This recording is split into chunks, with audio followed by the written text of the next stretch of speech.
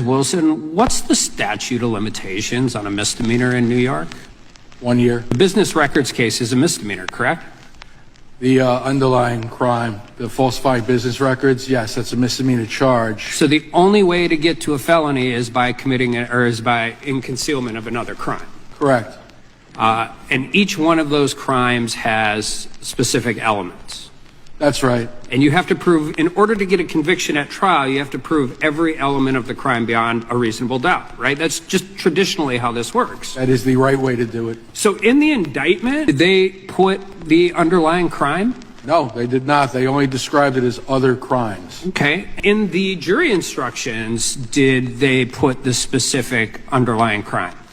No, the falsifying business records was described in the jury instructions. There was some brief description of the New York State election law violation, but there was no description given of the choice of three crimes. There was a description given of falsifying business records, which was pretty ironic because it was falsifying business records to falsify business records. So, and that's also a misdemeanor, right? That should be, yeah. So you have 2 + 2 = 6. Like if you commit 2 misdemeanors, you get to the felony statute of limitations, which they had to get or they could have never brought the case. That's correct. But there's more question marks regarding the statute of limitations. It's not cut and dry because the time that Donald Trump spent out of New York could be used to toll the statute of limitations. That was the ruling in the Court of Appeals Harvey Weinstein case. He argued that the time that he spent out of California should not have told it, out of New York, that is, in California, should not have told the time limitations, but the Court of Appeals ruled against him on that issue.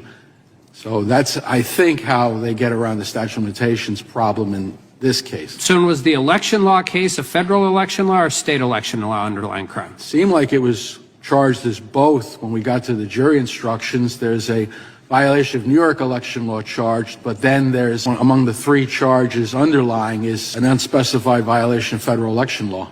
And then the third one was tax violation, right? Also unspecified.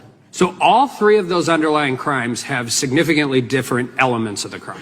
That is correct. Were any of the elements of those crimes listed? No, not at all. So, this is important, and it might not be as robust or anything, but when you defend a client in court, if you don't know what the elements of the crime you're defending, how do you mount a defense? You can't. That's the very issue of fundamental fairness that I referenced. You, as a defendant, are entitled to know what the charges are against you so that you can defend against those charges.